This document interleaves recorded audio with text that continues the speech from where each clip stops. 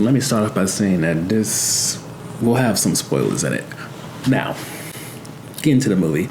The Woman in the Yard is a reminder of how our thoughts and feelings, the lies we tell ourselves, often play the villains in our story.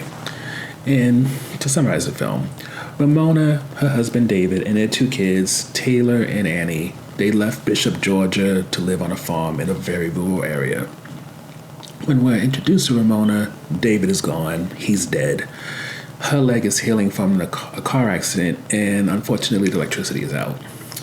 Then, to make matters worse, there's a strange woman dressed like in this all-black Victorian getup, like she's at a funeral, in the yard.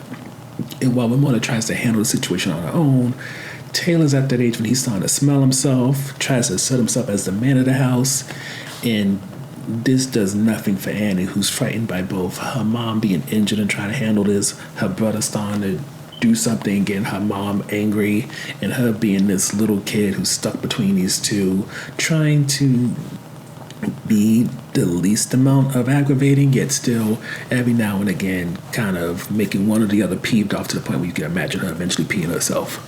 But when it comes to this movie, throughout 90 minutes, Ramona does her best to try to just ignore this person, never really face them, but the entity, as time goes on, casts a larger and larger shadow over the home and the family to the point where Ramona can no longer ignore this thing that is haunting her. So, in terms of the spoilers, let's just get to it. The villain of this movie is unexpected in the form that it's basically Ramona's grief, depression, anxiety, all that wrapped into one entity, and ultimately is also a form of her suicidal, if not suicide/murder thoughts. Because with the way that Ramona is feeling right now, she did not want to be in this damn farmhouse. She was even talking about, to the point in this movie, of maybe separation or divorce from her husband.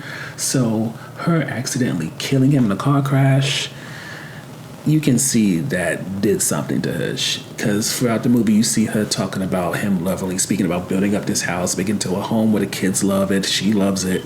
And yet, because of that car accident, the dreams that he had for them are now dead, and she's stuck with all that is left behind. And considering all that's left behind includes her now having a broken leg, her being stuck with this house in a rural area, and because she's an artist who was making a name for herself in the city, but now she doesn't have a car to really get to the city, she perhaps doesn't have the same name she had at one time, because who knows when's the last time she put out any artwork. She doesn't have any means of getting her family out of this house, so she's stuck in it. On top of that, the electricity that goes out in the film, it seems like that's an issue that happens intermittently. It's not just a one-time thing that's supposed to be about manifestation from her dark side. And I can go on and on, but the point of the matter is, everything you see being a part of Ramona's depression, acting out her anxiety, including the idea of potentially killing her kids and maybe killing herself later on, it really pushes you to understand what she's going off through in her head, and brings on a different kind of psychological horror, psychological thriller than what we usually get. But with that said, this may not be for everyone. I don't want to call The Woman in the Yard a smart horror, because I don't feel like it's like Get Out or some of the Jordan Peele movies where it really creates a lot of conversation. It could create potential articles, especially regarding to mental health, whether it be in terms of for black people, especially black women, or just people in general. But I think in some ways it's a little too slow, and maybe not enough happens for those who are truly just looking for a horror movie, to the point they may be disappointed, even if Danielle Deadwyler presents another expected wonderful performance that definitely makes it seem like she's going to follow in Viola Davis's footsteps and potentially even surpass her.